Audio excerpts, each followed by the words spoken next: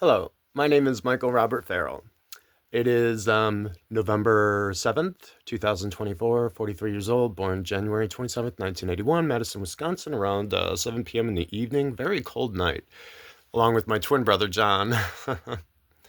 um, as paranormal as this sounds, as well as abnormal, not of this world, but yet actual studge, is that, well, I guess all I can say is that for the past 14 years from this time, how it originated was I inherited some kind of spiritual communication with somebody not of this world. And it was pretty much an indicator, as well as indicators, that this was God Jehovah himself talking to me. I don't know how. I was in Los Angeles, California, on Kenmore Avenue, living in my apartment, and I'm on the phone with this lady named Robin who lived in Santa Monica. And what this is how it really thoroughly convinced me is that I was on the phone with her, and she had a lot of problems. She was in poverty, she was Social Security, she had a lot of mental problems, anger problems, and I was trying to help this lady. And this was about, let's see, I was 29 back then. I had been a born again Christian for 3 years from St. Mark's Church in Long Beach, California, on 7th Street. After donating $1,000 to the church within thanks, and I got to California, started a new life out there when I was 26 in September of 2007. Okay, so back to the story. I'm on the phone with this lady trying to help her after the priest who gave me confession down there to become a born again Christian. I asked his advice on what I should do with this lady harassing me and depending on me for every goddamn thing. Groceries, everything. She wanted rides here. I'm like, oh my gosh. Father Mizell at St. Mark's Church in Long Beach on 7th Street, told me, I called him up. I said, what should I do with this lady? And he said, just blow her off. Don't pick up the phone.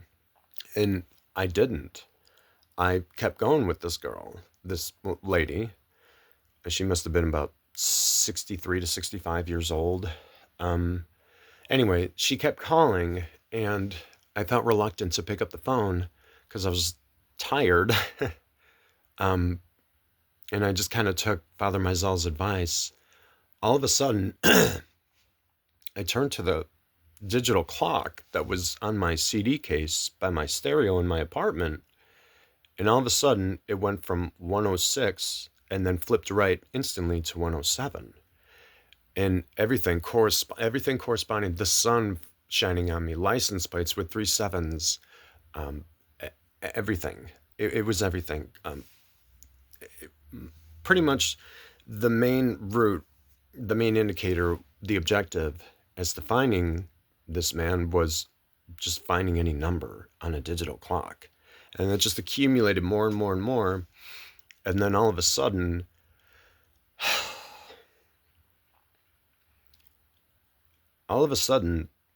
this man had just abandoned me from eating, drinking fluids. And I mean, he would just tell me, don't eat, don't eat. I mean, at the time, I was a model and actor and musician in Los Angeles. It's great. I achieved the Screen Actors Guild and AFTRA Guild. Go-go dancing, everything.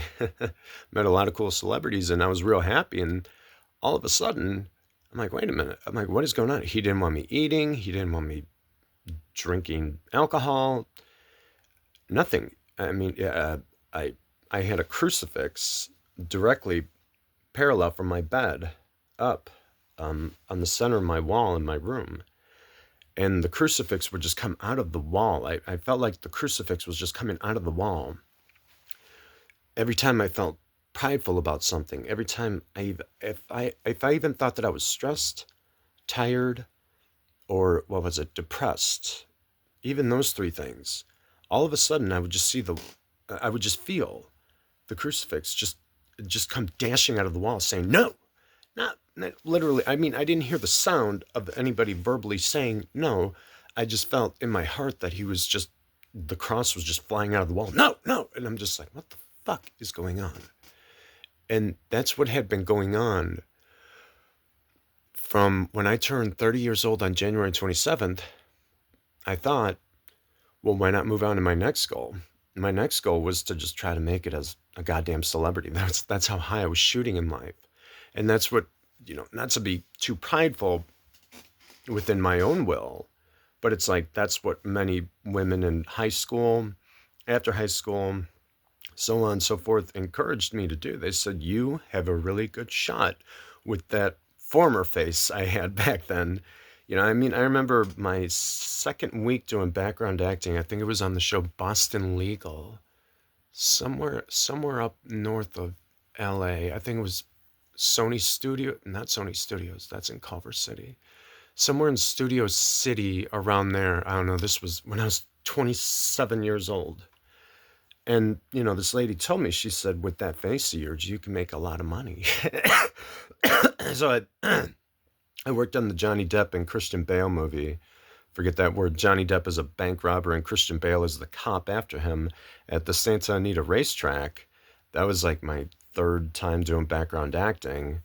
And, this lady cutting my hair, she just said, you got a beautiful face. So, not to brag or anything. So, Jennifer Love Hewitt, Paris Hilton, Paula Abdul, Ellen Pompeo, who else the fuck? The girl from Dollhouse. I don't know. I can't go on. They would just pick me out of large crowds, like a stadium like that consisted of like 275 to 300 people. And my friend Chad was sitting to my right. He's like, Paula Abdul is looking at you. So I wave hi to her and she just says, I love you, and smiles at me. I'm like, holy shit. These are the women that had just influenced me to start modeling when at my tail end of my senior year of high school. My aunt, everybody, relatives, everybody, they said, you have a good shot. They said, forget about your family, what your family says. They wanted me to live more of a conservative life, as I chose to live more of an exotic life, especially in a dreary place like Hollywood, doing go-go dancing as well as exotic modeling and shit like that. Pretty much what these people had just, like I said, these women and celebrities had just influenced me to just, try to do my best to try to make it. And I said, well, shit, So I did my best. And on my 30th birthday, getting back to that story, with these signs that I had felt that I inherited 14 years ago from this time, November, when I was 29 years old, I put my bets on this man, thoroughly believing that he was Jesus Christ, God, Jehovah, whoever, to take him on as my partner to go this distance. So I did my best for 6 months to hold on. And then I just felt somehow that I was tricked. I had lost all my money. I was doing nothing but auditioning. And I was doing some jobs, whatever. I wanted to go back to music, whatever. Pretty much I just wanted to get out of there and go home. He recommended, so I sell my car for $500 at CarMax in Burbank. I walk back to my apartment and he's telling me to go to a homeless shelter and audition from there and try to make it. So get all my stuff out of my apartment, put it in my friend Robin's garage. I'm in this homeless shelter, this shit homeless shelter in East LA on San Pedro Street in the fucking ghetto. And I'm still auditioning, telling me this man with these signs of clocks and sun and everything for me to go and audition. All of a sudden, he is just cutting me up. No drinking, no smoking. My mother came out there to visit me. And I said, yeah, I'm going to see my mom. And all of a sudden, the clouds are moving in and everything. And I'm just feeling it in my heart that this man is telling me through digital clocks and everything, seeing the clock 2:06 or 3:06 or 6:06, saying, you can't go see your mom. Like, why can't I see my mom? And all of a sudden, I'm walking down the street. I'm like, fuck it, I'm going to see my mom. So I'm going to see my mom at her friend Amy Lawrence's house, who lived in Studio City as well. And all of a sudden, I just had this feeling in my heart. I said, God is going to annihilate you if you go see your mom. And I just directly saw a license plate right there on 5th Street as I headed towards downtown Los Angeles that had 3 sevens on it. So I go see my mom for a weekend, hung out with her and her friends. And then I went to an audition And then Amy's girlfriend picked me up. And so then eventually I decided to stay in LA at the homeless shelter. My mom buys me a book on Dave Mustaine. She always bought me those great books on those rock stars. And, I got to hand it to my mother. I'm very thankful that she bought me those books to gain that knowledge of those rock stars for, I guess, self-existence. So anyway, so I get back to the homeless shelter, and then all of a sudden, it was just like this man with his license plates, 3 7s, telling me that I'm gonna get this and that, and this is gonna happen to me. And then I guess they say you choose your own punishment within the ways of Christianity. So I've been informed, like whatever you think of, whatever comes to your mind. And the last thing I would ever want is a catheter in my, where. And all of a sudden, I just see 3 7s on a license plate. So I am thoroughly convinced, crying at 30 years of age on this fence behind the homeless shelter, thoroughly convinced that this is going to happen to me. So what do? I just start bumming cigarettes. And then all of a sudden, the sun is shining on me, telling me not to get a cigarette from this Japanese guy. I believe it was by the 7th Street metro station in downtown LA. And then I get a cigarette, and then he's just telling me, no, no, no, no, no, you can't do this. And I mean, within regards to the signs that I inherited, as far as 3 7s on a license plate, 3 6s on a license plate, the sun and everything. All of a sudden, so I'm thinking, oh gosh, what's going to happen to me now? I'm such a rookie to Christianity and so thoroughly convinced that this stuff is going to happen. And I'm like, well, and then I'm just like, well, what's the justification for this? Being greedy with cigarettes, seeing mom and everything. And then all of a sudden I thought, I don't know, I just thought about somebody in the homeless shelter taking a knife and stabbing me in the genitalia. And then all of a sudden, the sun shines on me and I see 3 7s on a license plate. And I'm just going fucking mad now. So I go to Pershing Square in downtown Los Angeles. I believe it was the northeast corner of Pershing Square. I sat on a bench and I just thought about worshiping Satan. I'm just like, how the hell do I get away from this man? And then I just changed my mind. I said, no. So I proceeded to go back to the homeless shelter. The sun just seemed to kind of fade away. And then coincidentally, we had church right when I got back. And then they're talking about going to heaven. This handicapped guy's talking about how his mom died and he was really upset. He was a football star in high school and everything. And I just said, well, I just want to go to heaven. And then all of a sudden the sun didn't shine on me. And so I go back I'm just like, shit, what's going on? So I go back up to the dorm in the homeless shelter and I turn to the Bible because I felt relative to my friend Malcolm that the scripture would be talking to us and everything as we would read it. And then all of a sudden I go to the Bible and it lands on page 666. And I'm just like, oh my gosh. I'm just like, okay, so whether I blasphemed this man, turn my back on him with contemplation towards submitting myself to his own worst enemy. Okay, the eternal rebel Satan. I mean, first of all, I'm just like, well, who the hell drove me to do that? Who drove me so crazy to do this shit? I mean, tell me, I guess I did a modeling job for Eva Mendes, her website from Vince Logan out here in Joliet, coincidentally in the same state I'm from. And then I did a modeling job for her billboards that my friend Ricky and his photographer friend who played Edward Scissorhands on Hollywood Boulevard got for me. So, and I just remember doing that modeling job for her. And then all of a sudden I just kind of thought like, well, goddamn, I would love to really marry Eva Mendes. I was 30 years old and I guess I wasn't stalking her. I guess maybe it was out of maybe a slight obsession maybe with how gorgeous she was back then. Like I said, I don't stalk fucking nobody. I met people who have though, they're crazy.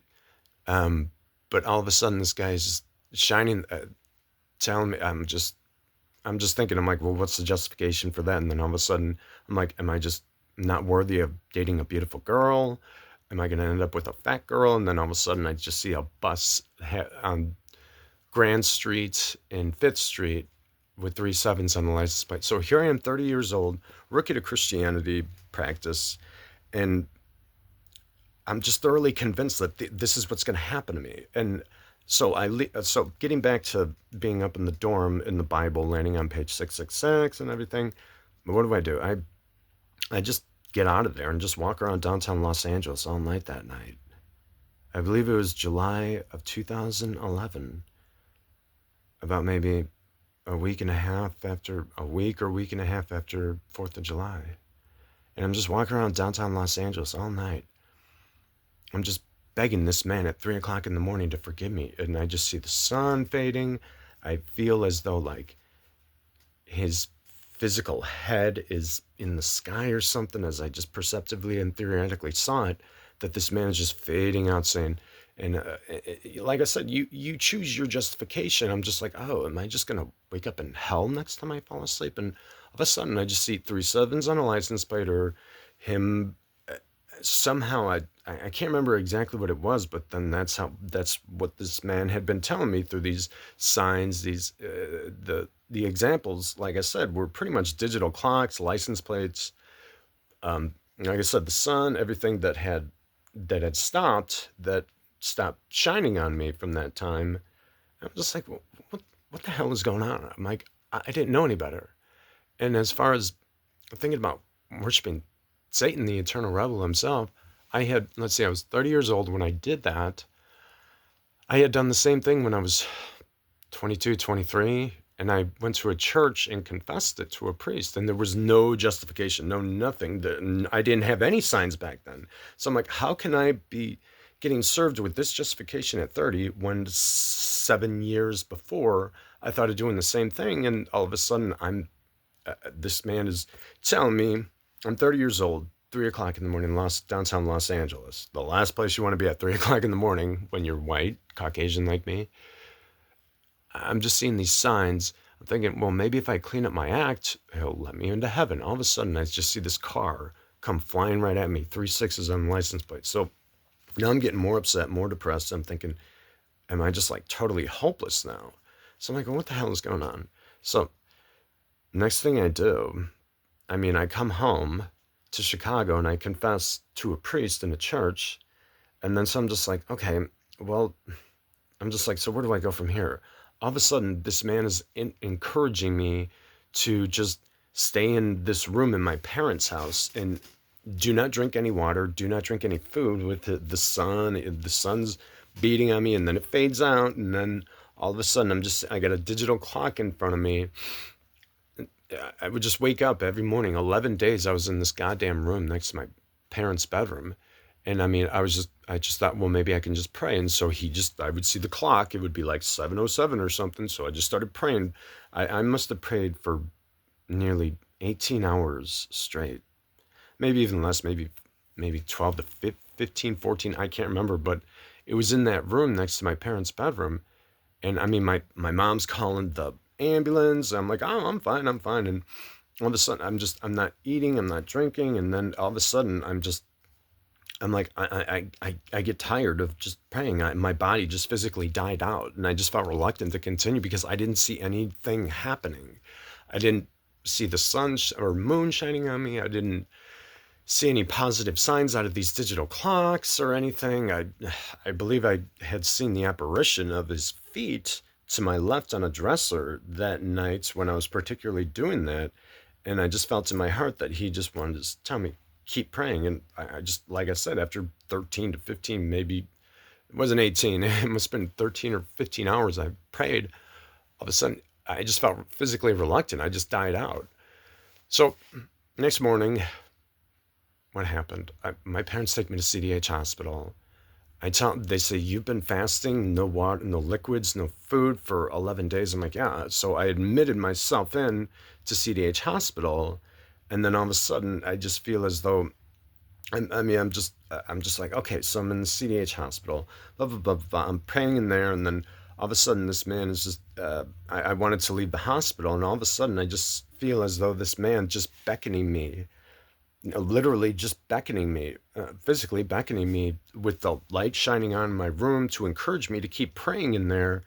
And then I just imagine his foot just constantly, like smacking something. I even I mean, I'm not gonna say, I heard a foot like beating down saying, "Don't go home, stay here," as an indicator, as I'm thinking, is he gonna like destroy me for leaving the hospital?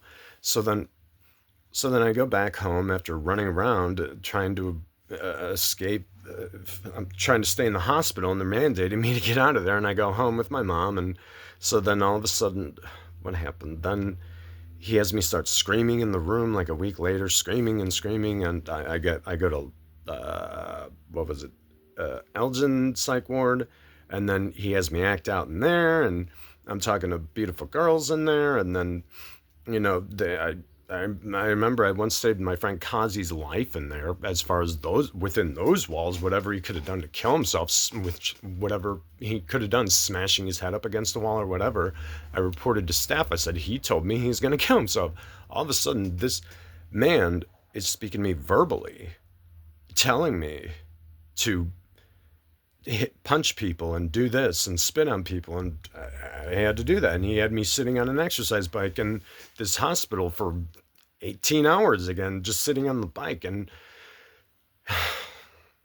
I wind up in Chester medium security psych ward in Illinois, and I'm just like, well, what the hell? I'm just like, okay. So then all of a sudden I'm in there.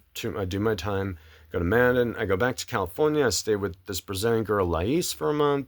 No employment. I have no money. I'm like hopeless. So I come back home. I get a job, and then all of a sudden this man comes back into my life and telling me, you can't lust, you can't, verbally telling me, you can't lust, you can't smoke cigarettes. And I mean, I'm talking now. Okay. So then he tells me to destroy my parents' house as the justification, to destroy their house. He's telling me I want the window smashed, I want everything gone. I'm just like, okay, so I made an attempt. I smashed a glass on the floor when my family was at their cottage in Powers Lake, Wisconsin. And then I just said, fuck it, I'm not doing this. And then so I swept up all the glass. And then with him being utter about the job, with how crazy I was going at that time, when I must have been 31 years old that time, that summer. Yes, I was 31. My sister Maggie cut her foot on a tiny piece of glass, and she's like, "Why is there glass on the floor?" I'm just like, "Sorry, I had to bullshit her. I told her I didn't fucking know. I knew damn well why." Eventually, this man just kept haunting me, telling me to destroy my parents' house. So one day I smashed a picture of my sister Maggie, not out of desire to do that to her. No, I just took anything I could and smashed it. My two brothers restrained me, and I'm just like, I was going so goddamn crazy, and he's telling me to tell my brother, verbally telling me to tell my brother Danny, fuck you, Danny, and fuck you, and call police officers, black police officers, the N-word, nigger. He's telling me to say spicks, nigger, everything. I mean, I'm just like, okay, this man is telling me to say this. He's telling me to say that. I'm just like, what the hell is going on? I'm in this ambulance being brought to CDH, and I must have done about 5 months in the Elgin psych ward. Okay, so all of a sudden, then I go, where do I go from there? So I met this girl, Carla, in there. The man had left me alone after he tried to mandate me verbally, not physically at the time. He's telling me to go off and say this and do that, and I'm in restraints and everything. I'm like, okay, so I believe I was transferred from Brunk to Jenkins unit in there, and I met Carla, this nice Filipino, Chinese, and Spanish girl, beautiful girl. She was 9, 10 years younger than me. So then she gets out like 2 weeks before I get out. And I wind up at the West Chicago group home on Wood Street by Bob's Salt and Feed. And then I'm dating Carla, and I'm looking for a job. My goddamn second day there, I was out the door at 8 o'clock. All of a sudden, within 5 days, I lose my job. Carla broke up with me after like maybe 6 months, after 5, 6 months after dating, from October of 2012, when I came to West Chicago, to we must have dated till maybe late February or March. So I don't know, maybe 5 months or so. She broke up with me, and I lost my job at Jimenez. I'm like, shit. So then I felt like I'm like, shit, my life is a disaster. I mean, I'm just like, God damn. I'm like, okay. So I actually thought about slitting my fucking wrist one night in that group home.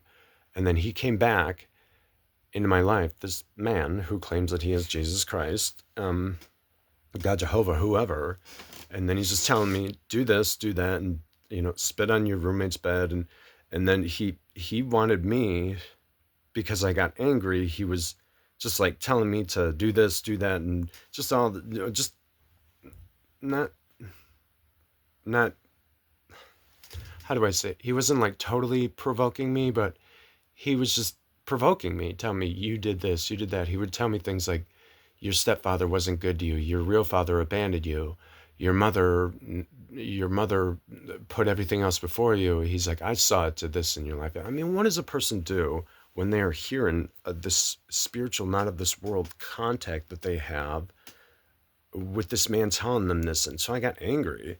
It was just everything. He tells me to move forward, move back when I'm just trying to do the goddamn dishes in there.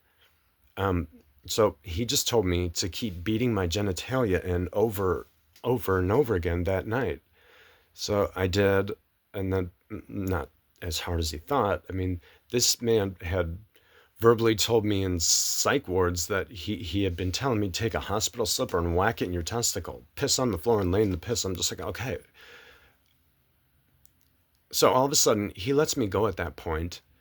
And he says, you're bestowed with this curse for the rest of your life, with digital clocks and license plates and shit. Like, I would just like, as I moved on in life, with achieving Social Security the following April after that happened, I guess all of a sudden he wasn't bullshitting me about that.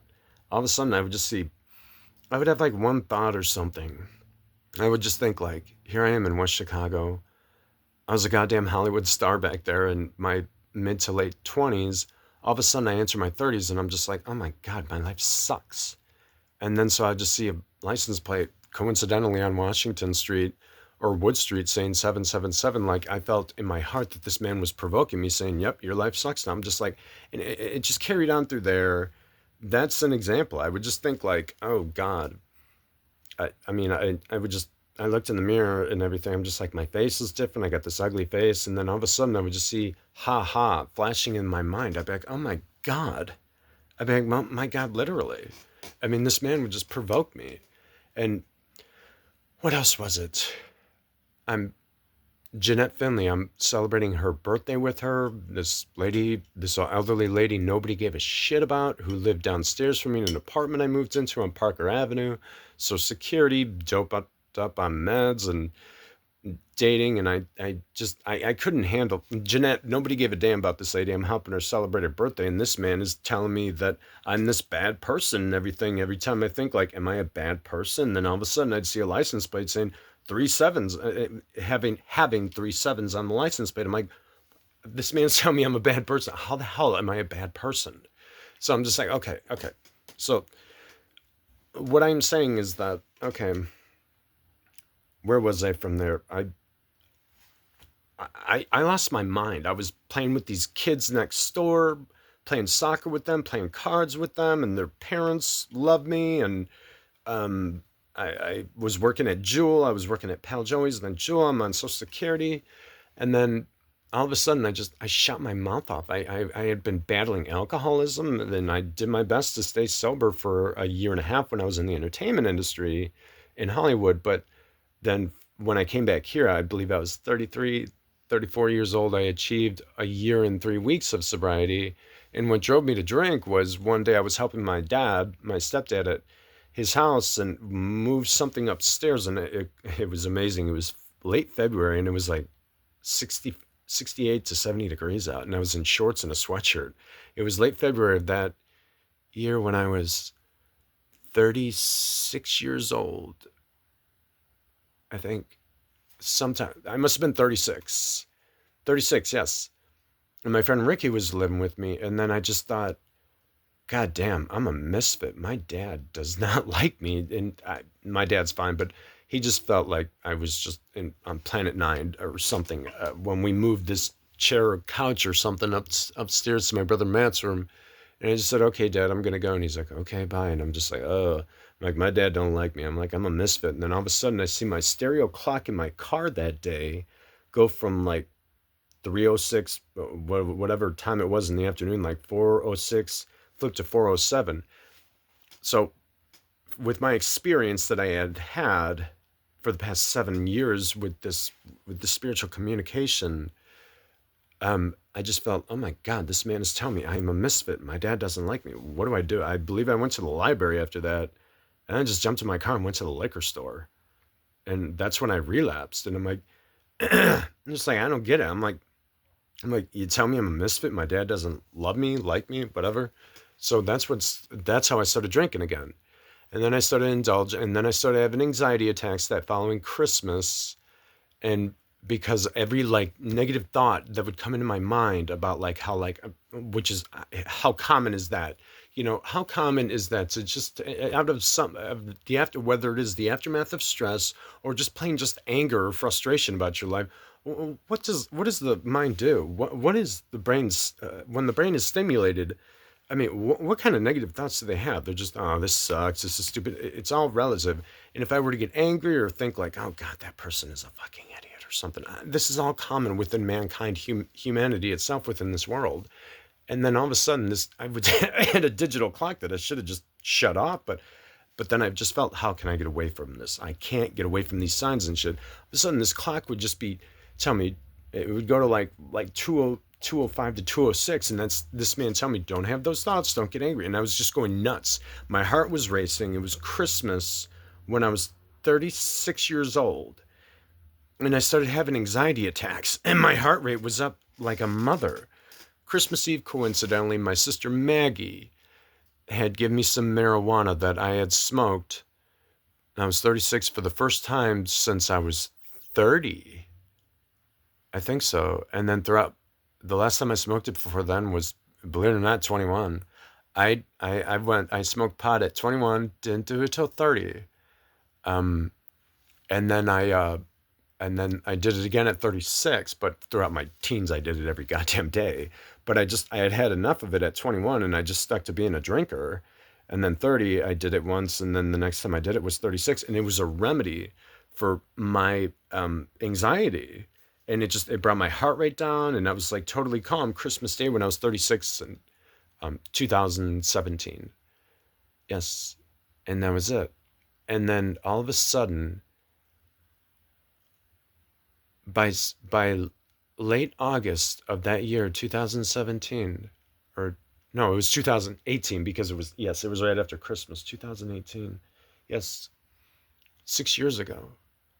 It was that time, and I was smoking pot and drinking on a daily basis because I just could not handle these signs. I could not handle it anymore.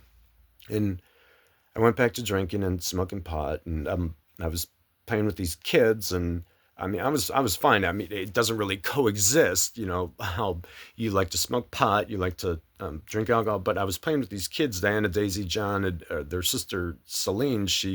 She was too old, but I mean, these kids loved me. They looked at me as their second dad, and all of a sudden, I would have trouble sleeping at night, and I just couldn't handle it anymore, and I shot my mouth off 3 nights in a row. I mean, boom, boom, boom. I would just wake up at 3 o'clock in the morning, angry as hell at this man, thoroughly believing as well as convinced that this is Jesus Christ, God, Jehovah talking to me and treating me this way in life. And then he just, all of a sudden, I'm just flipping out, losing my mind. I'm just like, son of a bitch, at 3 o'clock in the morning. I go to bed. Next night, say something else. Third night, I said the same thing. Then all of a sudden, the lights just went out. He's just, somehow the signs were telling me, don't do this, don't eat, don't do this, don't do that. Like I said, that consisted of license plates, digital clocks. The sun wasn't shining on me at that time. I believe I committed the 30 crimes of bashing the Lord, which can be a common thing in this world out of frustration, etc., but not too common within the realm of the congregation of Christianity. I just didn't feel fortunate with this man, and I was still confused. What did I do to inherit this? How did it originate? So the thing is that I, all of a sudden, one day it was in mid-October of 2018 when I was 37 years old. And then all of a sudden I'm drinking a Mountain Dew in my kitchen, and then I hear the voice tell me to do this: destroy your apartment, take off all your clothes, jump in your car, and go to Jewel and start beating the shit out of people where you work. And I said, no, I'm not doing that. I had a plan to commit suicide. I had planned to commit suicide by driving to that park on Gary's Mill Road. It was that forest preserve, to hook up a hose to my red Chevy Cobalt and just off myself by breathing in the exhaust. So as an alternative, I closed my bank account at Chase Bank, and then I called my brother crying, saying, I'm hearing these voices again. I'm suicidal. And then so I'm in this psych ward, in some CBH, Chicago Behavioral Health Hospital. I do 11 days in there. I'm scot-free. So I go back. I'm talking to my friends Sarah Kinnebrew, Dave Watts, and Ricky, and everybody, Joe, and then all of a sudden things just got, well, better. I went back to my job at Jewel and everything, and this man had still been talking to me, but I was able to just blow him off and just like shut him off out of my mind, whether it consisted of just diminishing my thinking, whatever. And then I met Beto the following April. I met Beto when Beto cut my hair the first time. I started seeing her more and more, and then we started dating May 17th of 2019. Yes. And then that's when Beto and I came together, and then that's when I just thought, wow, am I just like free from this? And unfortunately not, because the voices would come and go, but I was able to blow it out back then. And then I just moved forward with Veronica Beto Garcia Aguilar. I met her sister and her husband and her family and everybody. And, I just felt, wow, this is great. I really blend in. We did great. We got engaged the following September with her choice, and then with my Social Security, which is common with every American, as to you don't want to get married because your joint income will abolish your Social Security. So my relatives, friends, everybody told me, don't do it because you're going to lose your Social Security. Unfortunately, within a cultural indifference, her family didn't see it that way. And it was a big problem. And okay, so anyway, but Veronica and I stuck together. She moved in the following June 28th of 2020 into my house. And then we just carried on in life. And then it was like 2 years from there, all of a sudden, this man starts telling me the voice, the signs, everything, telling me to do this, do that, and just get in me and follow my every move, and I'll try to set you free. And he told me, if you can't do it, what I tell you to, that consists of, well, telling somebody, fuck you or something, if you can't do it, just stay in me and I'll see what I can do for you. So I was thoroughly convinced, as well as tricked. This man telling me to do this verbally and with signs and everything, and all of a sudden he's telling me to do this, dance this way at parties that I was with my girlfriend Veronica with. And then he's just like, I believe it was June 5th of 2023, that summer, he was mandating me. And if you find a Bible or a crucifix, I can tell you everything is true about this. He was mandating me by the genitalia scrotum to just go to Chicago and punch a lady and pick a fight and take off all your clothes naked. And then so I do this. I'm just like, oh my God, they locked me up. I'm committed, as far as this world goes. I'm being committed to some psych ward in I can't remember, another psych ward. So I'm just like, okay. So then he's just telling me, he's tricking me in there, he's doing this, and then he's got me by the scrotum in there, and I'm just like, oh my God, I'm just like doing whatever the fuck I can to just avoid him and blow him off. He tricked me in there. He was telling me to beat my genitalia in all night, and I just said, that's it, I am out. So then I get out of there, successfully get out of there. I go back home, and like I'm drinking alcohol, and I smoked a little pot one night, and then he was just like I felt he was pushing in my scrotum from the front end, and then he was pushing it in so far, I went out on the balcony, and I just got lightheaded, dizzy, and just passed out. I wake up and then I just see Veronica crying, and that's how I knew that's when I really knew that she really loved and cared about me. And I see my neighbor's boyfriend, Mike, helping me. The ambulance are coming. I answer the questions, president, birthday, time. I'm like, I'm fine. And I just went to sleep. And then all of a sudden, then what happened? So then that carried on. So then somehow I was able to blow this guy off again. He left me alone physically as far as physical affliction goes, particularly in the genitalia scrotum. And then verbally, he just left me alone. I'm able to clear my head. That summer, I went back to my job at Walmart, and then I carried on that summer with my music career at the Bunker on Main Street in West Chicago, and then playing at American Legion in Carroll Stream. I'm like, cool. So I'm a musician. My buddies, my family, they're all coming to watch me. And then I just kind of thought, I can't be free again, but whatever. My rent goes from the following September. It was a great summer, one of the best summers of my life, just playing music all summer. I was like, this is awesome. That was 2 summers ago. And then all of a sudden, my rent went from $9 to $1,200 a month. That's September, this summer of 2023. And then so I was asking my boss for more hours. So then coming after like goddamn like 8 to 10 years of retirement, how old was it? 42. I believe it was 10 years of retirement from modeling. I started modeling again. Yes, I was doing exotic modeling in Chicago, but I mean, it was great. Anthony Wood was my primary photographer, and I went through some other ones September of last year. But Anthony would just hit me up, or I'd hit him up, and he was this wonderful gay black guy. But he would just shoot me in his house for projects that he had, and he would just pay me $200 in goddamn 20 minutes. I'm like, this is great. I had a guy do a sketch on me, and some other projects and everything that carried on through March. And then then I was made a team leader manager. What was it, like 10 months ago at Walmart? January, around my birthday, I was made a team leader at Walmart. And I was like, okay, so I'm Chris Boucher, my boss, he loved me. Other than that, everybody was a jerk in upper management. The women, they treat you like crap there unless you got a smooth game face on, and then they just like you, and then they start respecting you. I'm like, okay, so I'm like, okay, so I got to remain stress free, okay, and I gotta manage 5 departments. The GM there, Scott, was the biggest asshole. He didn't even give me a radio. I'm like, you're not giving me a radio. That you aren't showing me how to do anything. The only person who really respected me were my friends Cindy and Oscar there, and I told all of them. I said, I'm working here. Noel, everybody. I told them, I said, I have to work here constantly.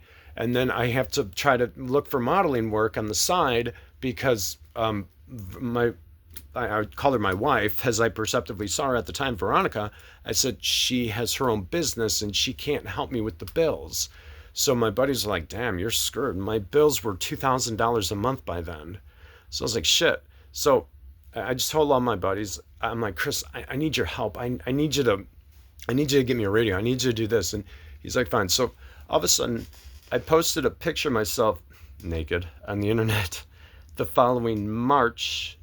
And then all of a sudden, it was just validated overnight. I had like 8 to like 10 compliments within like a goddamn like 9-hour period. When I posted the picture, I just kissed Veronica goodnight, wrapped it up, brushed teeth, whatever. Sleep. 9 hours later, I wake up, and it's just received all this validation of people either complimenting me or offering me more work and everything. I'm like, cool. So then I hear this voice. The voice is coming back. The signs have always been there as far as numbers and everything, but then this voice, who claims that he is Jesus Christ, God Jehovah, he's just telling me, try doing this with modeling, try doing that. All of a sudden, I wind up living, I put my bets on him. He verbally told me to resign from my job to put my bets on modeling again full time. Like, okay. I'm like, okay. So I resigned from my job, and then I tried modeling for a living, and it didn't work out. So then I tried Mariano's. I tried this. I tried that. Gas stations, and we wound up living in her store in the fucking garage. I'm embarrassed as hell. My face is constantly breaking out. And then so I'm just confused. I'm angry. I'm finding out this out of Veronica, what she was doing to me financially, and you got to take that up with her, what she did to me from September of last year as to my rent going up and what she did something out of respect for her. You got to take it up with her. I'm not going to embarrass her or disrespect her, but she had one hell of an affair on a financial basis towards me back there. But I'm not saying anything. Um, I found out this was happening, and I got this Jose Mad Dog guy wanting to kill me. I got people thinking that I'm just this idiot who put us here. And I'm just like, this is the guy that I put my bets on. This man who was speaking to me verbally and then telling me, giving me affliction to do this, mandating me to do this shit. I'm just like, wait a minute. So I put my bets on this guy to do this for an income, and we wound up living in my wife's store. I'm like, how can I do that at 43 years old, model again full time, and with that and generate an income like that? I'm like, chances are slim. My time is up. I'm like, back in the 90s and like first decade of the 21st century, sure, you had me in Hollywood, yeah, but I am an old man. I'm 43 years old. How the hell am I going to do this again? Exactly. What are the odds of me losing? Exactly. I'm way too old for this shit now. So I'm like, okay, shit. So I'm working at a gas station. I'm living in my girlfriend's store, and then she goes to Mexico, and then I find out about the what she had been doing to me financially for since September of last year. And then so he tells me, this man telling me to pack a bag, a guitar, get in my car, go to work. I showered at the gym, talked to 5 people that day, go work, and then he's telling me, you gotta do this, you gotta do that. This man, this voice, okay, hmm hmm he's telling me, okay, you're good to go. And he has me hit 88 West and head for the Pacific. So then we head out. We started in Santa Monica, and then he's telling me, you can smoke a cigar, you can do this and everything. And then all of a sudden he's got me walking around Hollywood, he's got me walking around Santa Monica, acting like a fucking idiot, just doing weird crazy stuff. And then so what did I do? I ended up blowing this guy off. And I played my guitar for money. I was inquiring about employment as a stripper and a model in Hollywood, and then I just thought these young guys got me beaten to shit. I was like, these young guys are a hell of a lot more cut than me. And I was like, okay. So I'm just talking to girls on Sunset Boulevard, La Cienega. One night I meet these 2 girls, and I just thought, well, if this guy really is God, okay, I guess I would just like to hang out with some girls and just smoke some pot and drink some alcohol tonight. And I ended up doing exactly that. And then all of a sudden I'm on La Cienega Street, and this Egyptian girl who was a bisexual with her girlfriend who I was with, she was intoxicated and she kept putting her arm around me. And then she pulled me into the bushes on La Cienega in West Hollywood, and she keeps trying to kiss me, and I just kept turning my face. I'm like, no, no, no, no, no. I was just like, no, I'm still in love with my ex-girlfriend, Veronica. And this is true. And then so the next day, I just felt, wow. I'm like, okay. So then this gay guy Mike had me come over to his house the next day. I showered, I smoked pot with him, I drank some beer, and then all of a sudden I feel this thing. I just feel like something coming up and rising up towards, pushing my testicles up. And I'm just like, oh God. So then I got out of there, I went back to my car, and that was him. So I went back to this guy, and then so I'm just like, he's talking to me, he's like, okay, go play guitar on Sunset Boulevard, do this. And then my car's repossessed the next day, and I'm just like, God damn it. And I'm just like, I did my best to try to make those payments to protect Veronica's credit for 2.5 goddamn years. And then by the time I got to California, with the financial affair that I found out she had against me, I felt reluctant to make a conscious effort to make the payments, because I just thought it was over. I mean, I just felt that since she's the one who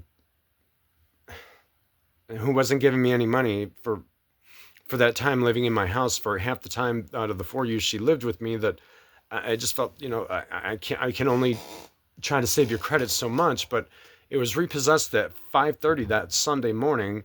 I get my bag and my guitar out, and I'm homeless.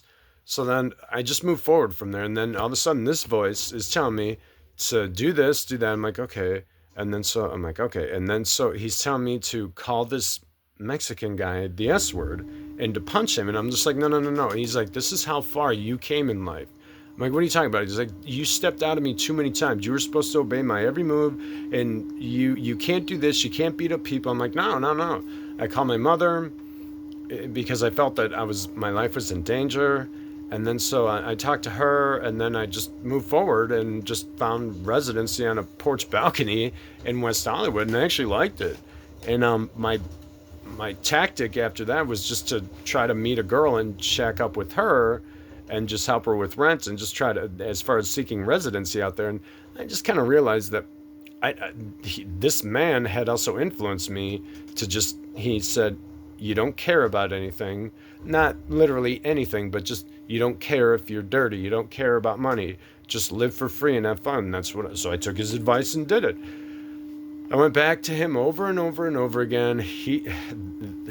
Over and over and over again, this man just kept telling me to do this: call black people the N-word, spit in this person's face, punch this person, because he is telling me this is the justification that you have to serve by being the opposite of what you are, because that you bashed me back in August of 2017 or 2018 when you were 37 years old, because I bashed him 3 nights in a row that night.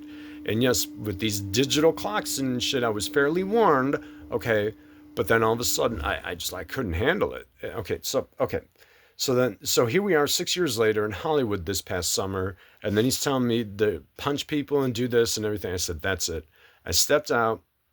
I became a musician on Hollywood Boulevard, playing for beautiful girls that was not subject to a proposition, okay, because I was still in love with Veronica. And I kept in touch with her out there until my cell phone was off. And okay, so what I did was I went to a coffee shop on Hollywood Boulevard by the Roosevelt Hotel, and I wrote a letter about this man, and had a guy at the Roosevelt Hotel take a picture of it, and so I could send it to my mother. And someone or something tangible, not of this world, is mandating me, emotionally and verbally abusing me, mandating me to commit these acts. And the way I see it is, this is the justification that I have to serve to, like, not, for all I know, maim somebody from mankind, or just destroy mankind and take these physical acts that he is physically mandated me by the you-know-where to commit these acts. And this is not a bullshit story. If you do not believe this, I mean, as a firm believer in God, Jehovah, Jesus Christ, his son, Mother Mary, and all that, who I feel reluctant to worship anymore because of my 14-year experience with this stuff, there is, I believe, I read the whole Bible in the New Testament. I believe it's somewhere in Revelations that, it might be in Revelations, that it says twice in there, it would be better if you didn't know the rules. So despite the fact whether you worship Christ, God, Jehovah, or not, once you get out of them, you already know the rules. So therefore, if I am lying or doing anything wrong against him that I know better, the justification is harder. You still serve the justification whether you know that you are lying or not. Whether you renounce Christ or not, you know what the punishment is for lying. So what I am saying is that yes, I no longer worship God, Jehovah, Jesus Christ, but I know that there is a penalty for lying, especially if you're ready to put your hand on a crucifix or a Bible. Here's my right hand. Everything I am telling you is true right now. Everything. So when it came down to it, this man was... So I submitted this letter to my mother. I go back, I'm playing guitar and everything, and then he's telling me to do this, do that, and I'm like, no. So then I got out of there. I got the hell away from him. I'm doing great. My guitar got stolen in downtown, okay, because the man verbally telling me to leave my guitar there to go do something else. It's like, no, I come back, the guitar is gone. I felt reluctant to even go try to find it. So I'm like, fine. So I'm in a Guitar Center one day. I see a beautiful dark blue Jackson for $200. I'm like, I can just get that by selling blood for 2 times in 1 week, and that guitar is mine in a week. I'm like, cool, so I can be a musician again. You know, I'm like, wow, cool. I started thinking about Beto a lot. I mean, I just started thinking about her. And then coincidentally, I went to a park in West Hollywood where I would always go and relax. And then I called her and she informed me that she had COVID. And I was like, shit, with no hesitation, I tell her, I'm like, I'm coming home. And then I call my mom to phone me a bus to come back here to West Chicago, Illinois, so I can see her. It has been hell dealing with problems with my family, and I understand that her family doesn't like me anymore. I I understand that there's peers around here that like Jose that think that I'm this guy who came back here to live off her and use her, which is absolute bullshit. And I only came back here because she was sick with COVID, and that's the only thing. So then, this man is still speaking to me. He's not in this present moment, but there he goes. He just said, "What did you do, you little fuck," to me. Exactly. Okay. So, so then all of a sudden, I have been medicine free for the past seven 7 months. Not one injection, not one pill of mine or anything. Am I going crazy? Do I have a predatory instinct? If I've gone 7, 8 months with no medicine in me, how can I be mentally ill? Why am I not committing any acts like that anymore? Okay, the only thing is that what this man had thoroughly convinced me of about a month ago was that as I blew him off, I felt he was talking to me through music. And then I was listening to Quiet Riot, Kevin DeBrow saying, "Don't want to let you go, you're one of a kind." And then so I go back to him after donating blood that Saturday. He's telling me that you're beautiful, your looks, brains, and heart of steel and everything because of me, because I made you so powerful in life that you have a high place in heaven here. And then all of a sudden he says, "You still don't get it, do you?" And he kept repeating himself, saying someone or something tangible is verbally and emotionally abusing me, mandating me to commit these physical crimes against humanity. And then he's like, "You slit your own throat on that one." I'm just like, okay, whatever, dude. I'm just like, I don't know. I'm just like, I'm not suicidal. I don't want to be in you anymore. And I just walked away. And where I am now is that when I last spoke to him, he told me that this all originated from me being obsessed about taking a vintage VCR to heaven with me when I was 5 years old in 1986, when I discovered from a teacher I was informed of that you go to heaven eternally. And I'm just like, you go to heaven eternally. I'm like, and she said, you can't take anything with you. And then I just remember this is what he informed me of. I remember when I was 5 years old in 1986, I was obsessed about taking a vintage VCR with me to heaven. I just thought, I'll do whatever it takes to bring my VCR with me. And then he informed me that it is because of that obsession that you had, that is when I started to trash your life. And I was just like, okay. And then all of a sudden he's like, that's why you were always sick on Halloween. That's why, because it's the devil's holiday. That's why you were always grounded by your parents. That's why, just with being busted with marijuana, stealing alcohol, everything, you were beaten to the ends of the earth, and everything just being served with justification by your parents, which consisted of confiscating CDs, everything, girlfriends away from me back in the 90s.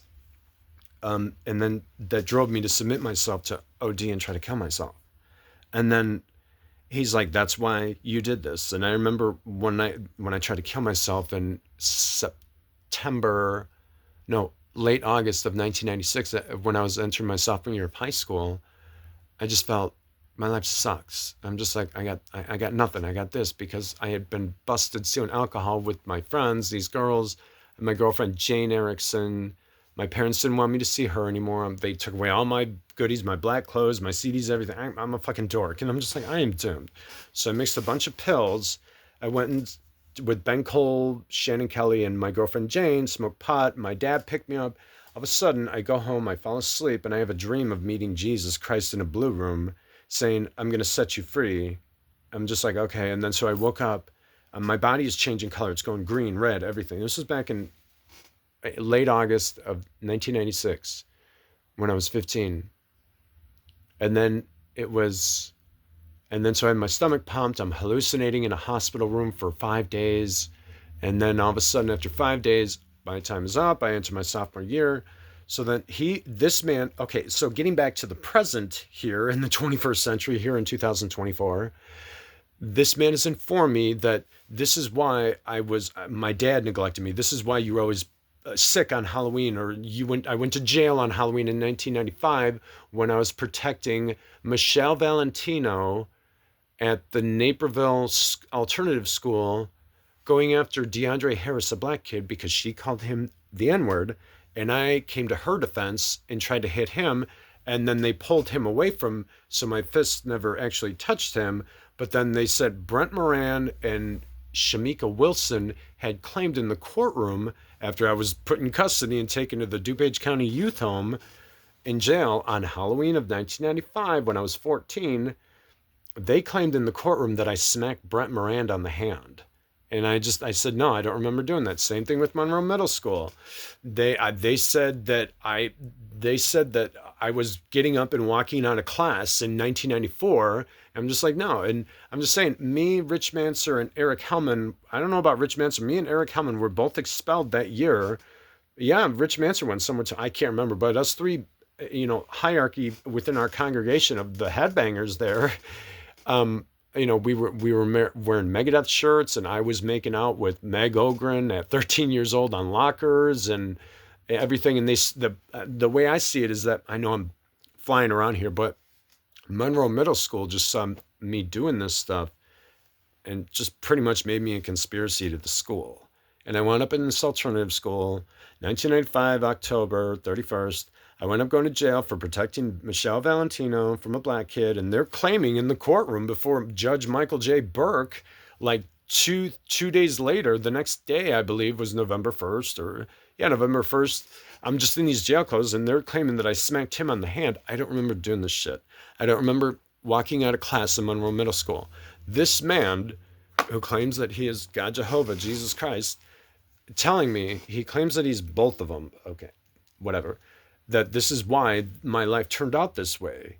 He's like, what did you see on the flip side? He's like, oh, you were beautiful. You were a winner back in the 90s when you were younger. When you were in 6th grade, you dated the hottest girl in Monroe Middle School, Marissa Corbett. She was in 7th grade. She dumped an 8th grader to date a little 6th grader. That's how powerful you are. That's how beautiful you were in life. You played guitar. You had talent. You got hit on by celebrities in Hollywood, everything. And that's why this man is informing me. He's like, that's why you can do 100 push-ups in 6 minutes and everything, shit like that. I'm just like, okay. He's like, that's how powerful you were on the flip side. My consumer ed teacher, Amy O'Malley, in 1999 at the Spring Extrab in high school, I remember I auditioned with the band with Brent Carlson, Mike Oakes, and Tim Summers as a Misfits cover band. And student council, Amy O'Malley, beautiful, Sean O'Malley's cousin, John, she came up to me and said hi at the audition. I said, good to see you. Beautiful lady. She was my consumer ed teacher, friend of Lisa Wombold's friend, Amy O'Malley. She was friends with Lisa Wombold. Okay, so student council informed me after the audition the next day. They said, we don't want that band. We just want you doing a bunch of wild guitar solos for 2 nights at the Spring Extrava at Wheaton North in 1999. I'm like, cool. Mm-hmm. I know I'm flying around here a lot. Just bear with me, you guys. So then this man talking to me is using this as an example. This is how talented you were. This is how accepted you were back then. And then Amy O'Malley, she asked me, can you walk me out when they introduced me? I'm like, cool. So I got this beautiful teacher having me introduce her, and I put my arm around her shoulder. She took it and put it around her goddamn waist. I'm like, well, holy shit. And this lady was beautiful. And then it was just great. And then he was using all this shit as an example. This is why you were such a good model. This is why you were such a great guitar player. This is how empowered you were as a kid. This is how you turned out to be so intelligent in life, because he was informing me that the ones who are obsessed in pre-life with things, attached to things, originating from being obsessed with a VCR when they're 5 years old in 1986, that obsession in pre-life, they get it all. And then on the flip side, because I was like this, he was informing me that at the same time in late August of 1994, you were playing guitar, you were listening to Slayer and demonic stuff, and you were smoking cigarettes, and you started smoking pot, and then you started not fornicating, but doing everything else, making out, touching breasts at Wheat North Falcons games. And this was all, he's like, you were doing all these things, intimate lust and doing this, doing that, and everything. He's like, and you were just being such a bastard. And that's why, and he was informing me that that is why you were so powerful. You got everything you wanted. You got girls. You got everything you fucking wanted. You got acceptance. You were this, you were that. But on the flip side, your ass got thrown in jail for trying to protect a girl, for you were beaten to the ends of the earth just for stealing alcohol and this and that drove you to suicide attempts and everything. I'm just like, okay, so, and then I guess he was informing me that at 30 years old, when I took him on as my partner with these spiritual communicating signs that I inherited that consisted of digital clocks, numbers in digital clocks, the sun, license plates, everything. As I have explained, that this is why he tricked you and then had you in that homeless shelter back there in 2011 when you were 30, telling you that this is going to happen if you go see your mom. You're going to get this if you bum a cigarette from him, and just driving me crazy to just want to go and worship his own worst enemy. And that this is, and he's telling me that this is why that was his way of just like captivating me and serving me with the justification, and that is carried on from, well, the past 14 years. This is how my life has been, okay, with this man speaking to me, coming into my life, afflicting me in the genitalia to commit these acts every time I just fuck up, and like that consists of smoking a cigarette or just doing something, or like doing something wrong, doing one little thing wrong. And he's just like, this is how the past 14 years have been. If you really look at it, how it all originated was just him telling me that because I was obsessed with taking a vintage VCR to heaven with me, doing whatever I could in my power to bring this VCR to heaven with me to the eternal kingdom. When I was 5 years old, my obsession, how common is that, first of all? But he's telling me that in 1986, when I was 5 years old, how I was obsessed about bringing the VCR to heaven with me. That's how it all originated for me to end up living this kind of life. Being a goddamn rock star long time ago, back in the 90s and whatever, 21st century. This is how you turned out to be this empowered, this smart, this beautiful, this accepted, wonderful guitar player. You were a brilliant actor and everything. But then all of a sudden, on the flip side, you're 30 years old, and then you were tricked and beaten to the ends of the earth just for disobeying me. But what? From just eating a cookie against your will, from being prideful. Like I said, he wouldn't, the cross would come flying out of, not, it would just boom, no. And that's how I felt in my heart that he was verbally telling me. I didn't hear it back then, but if I felt that I was tired, if I said that I was tired, stressed, or depressed, that those were the three like things that just like I noticed he was so strict on me about. If I felt that I was tired, stressed, or depressed, he would just, the cross would come out of the wall and be like, no, and tell me to just shut up, and that I wasn't worthy to feel tired, stressed, or depressed. And I'm just like, okay, you're the one who is encouraging me to go to a homeless shelter with your license plates, digital clocks. I'm putting my bets on you to achieve my goal here. And I'm hearing you talk within sermons and everything, that I'm thoroughly convinced that you are this man within the realm of, within the four walls of this house of yours, within the realm of Christianity, within our congregation and the Wilshire Christian Church. That, I mean, I'm just hearing the priest within the sermon saying, let's move on to the next goal. And you're the one telling me that I'm going to make it as a celebrity, but you're telling me that I can't get drunk and go to parties. I'm like, how does this coexist? Even goddamn Sandra Bullock and Julia Roberts would go get drunk at Hollywood house parties. And I'm like, okay, so I was going to these Hollywood house parties when I was 27, 28 years old, meeting these beautiful girls, having fun, getting drunk. No legal, marijuana was illegal back then, but I wasn't doing any drugs. I wasn't even smoking cigarettes that much. And then all of a sudden, 2, 3 years later, this man is telling me, no more parties, no more this. I'm just with the cross, with digital clocks, and with license plates saying, I'm like, I want to go to a party, I want to have a beer, and then all of a sudden I'd see a license plate 666. I'm like, what? This was when I was 30 years old. In like the spring, that's when I started to really suffer an inferno because of this, and I got so depressed. And he's telling me that this is the way my life has been for the past 14 years, living this way. True, as far as mortality goes, the human race, we all have decisions. But as far as not of this world, if everything happens because of this man and it all traces back, this is what is within his will for me to live like this. And he has indicated to me within the past 3 weeks ago, I was in Lombard playing guitar all day, that when I came back the next day, the following Thursday, he said, this all originated from you being 5 years old to being obsessed with that VCR, doing whatever you could in your power to take that to the eternal promised land with you. I'm like, so this is how it all originated. This is how my life became. He said, you were a rock star, you were this and that. I made you that because you were, I wasn't obsessed with it. I don't know. I just thought it would be cool to make an impression.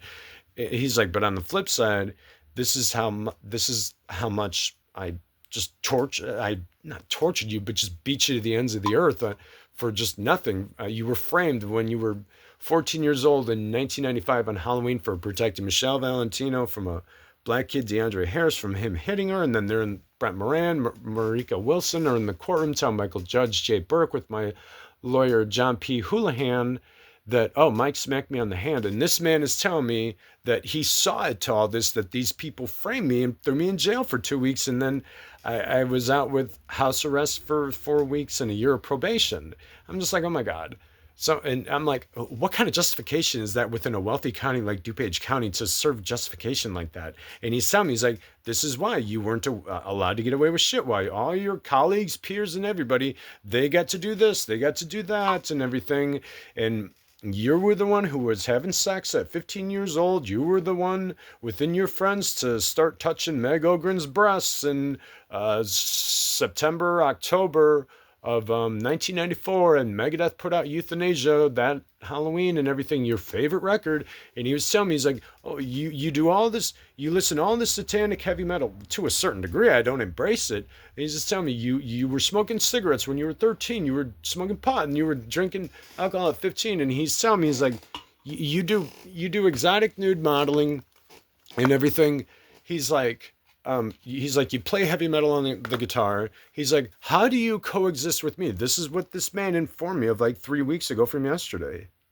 Today's Thursday. 3 weeks ago from yesterday evening when I came home from Lombard, verbally telling me that, how do you coexist with a guy like me? I'm just like that. And that's how he had me convinced. I'm like, how do I coexist with him? And he's telling me that because of my obsession with the VCR, when I was 5 years old in 1986, he was telling me that this is how it originated and how he became not the devil's child literally, but he said that he saved the heart. That's why I am, believe it or not, I'm a good person. But he informed me that you have like demonic interests, as like why you wear all black and you like to play devil's music on the guitar. I'm like, well, this is common with everybody. But it's just like, wait, I don't want to embrace Satanism though. I do not want to submit myself to Lucifer, the eternal rebel. I'm like, so I have this man's heart, a heart of gold, whatever. I've done volunteer work, philanthropy, everything, been generous. I've done everything I can to, I don't know. He's telling me that you have my heart, but you have demonic interests and everything. I'm like, all right, dude. So I blow this man off any way I can. It's just the problem is that this is just the way I see it. Is that this all originated? This all started as for me having to disappear for all day or disappear in the night without a word being spoken to Veronica or anything. Because this man is telling me that he's just gonna beat me to the ends of the earth physically. I'm like, okay.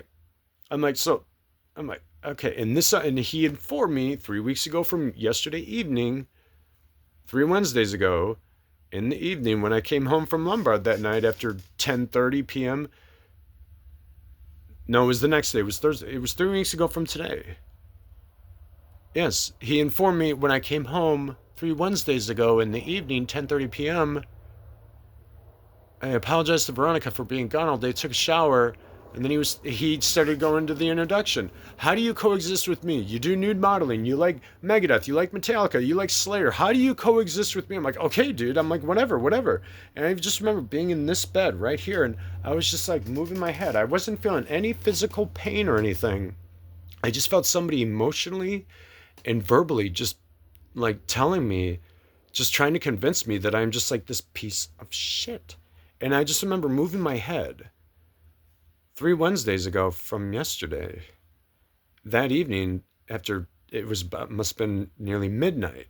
And I was just moving my head and I'm just like, what are you trying to tell me? He's like, you don't coexist with me. You like this, you like that. When you were in a jail cell and when I was arrested for the in Halloween of 1995 when I was 14 for protecting Michelle Valentino from DeAndre Harris, the black kid, from hitting her.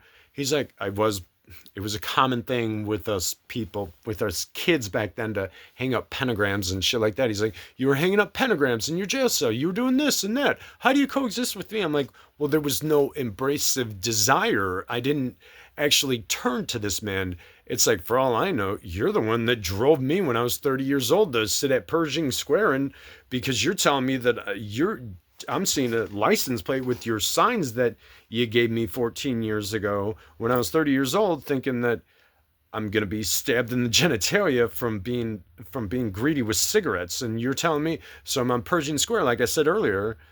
This man was telling me this is going to happen to you, that bad thing's going to happen to me, just for seeing my mom against his will, just for eating a cookie against his will. He's like, you're not supposed to do this stuff. I'm like, okay. When I was 30 years old in the homeless shelter, when he was telling me, you can't eat, you can't do that, you can't do this, with his digital clocks, nothing verbal back then, but then just like driving me crazy. And then that's when I was on Pershing Square, like I said, when I was 30 years old. I'm like, what am I going to do?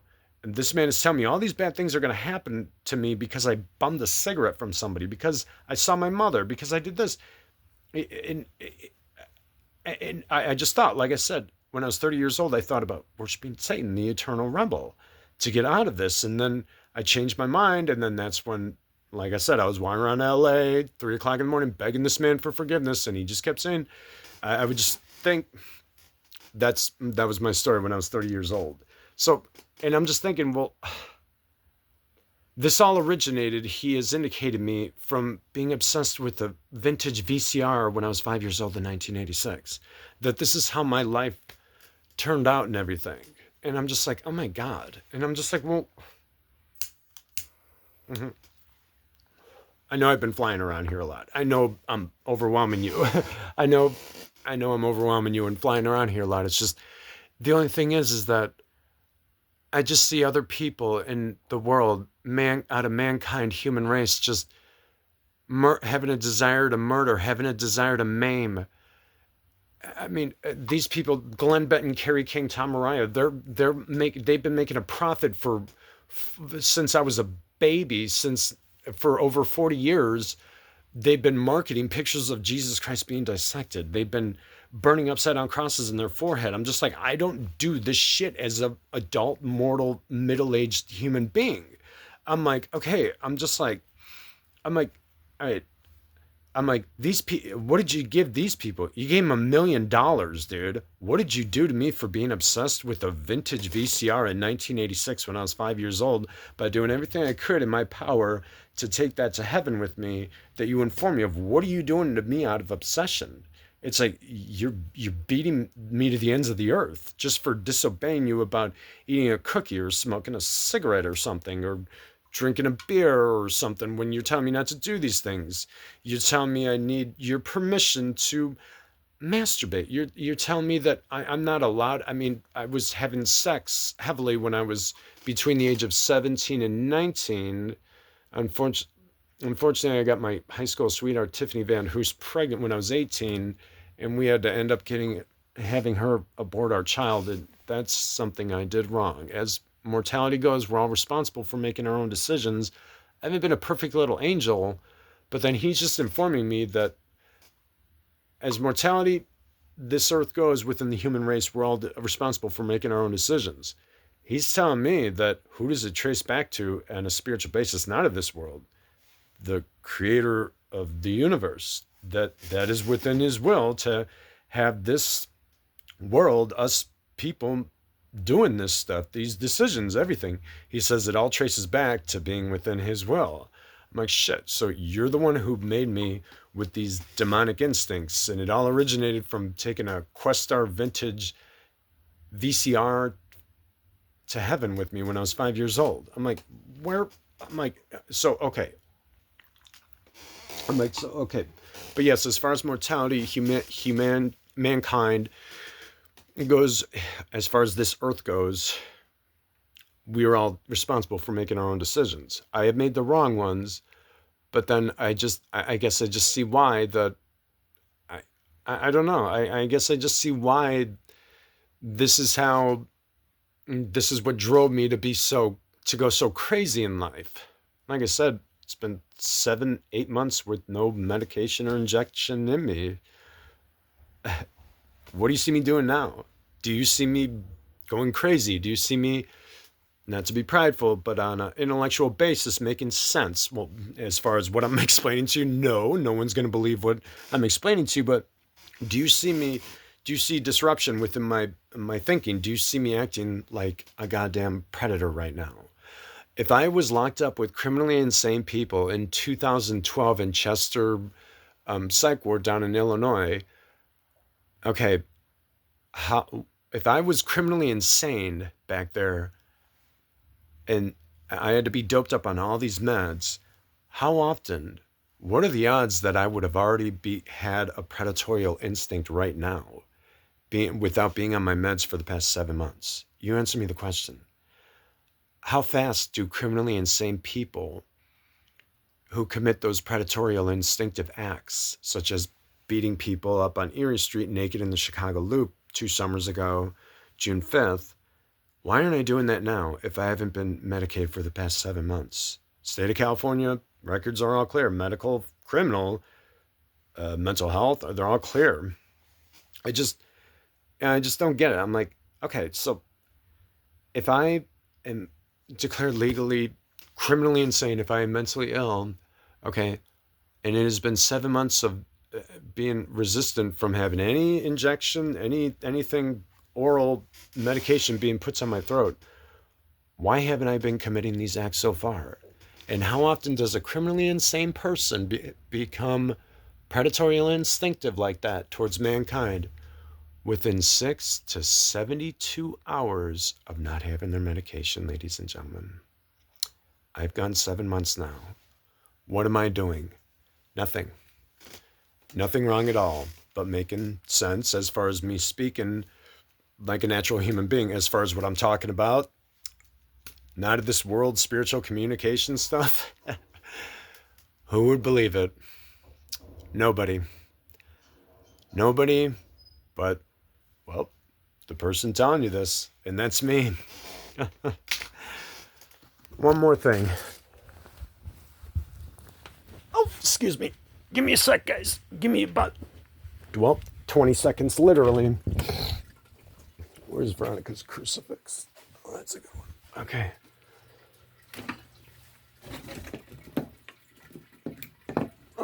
We'll try a different one. Oops, sorry. Hang in there, guys. Oh, let's get the light on. Oh, jeez. If you don't believe me, like I said, it's in Revelations somewhere. I think it's in Revelation somewhere. That it says twice in the Bible, in the New Testament, that even if you renounce Christ, if you get out of Christ, it would be better if you didn't know the rules, because whether you worship God, Jehovah, Jesus Christ or not, when you know you're lying, you still serve the justification. So here you go.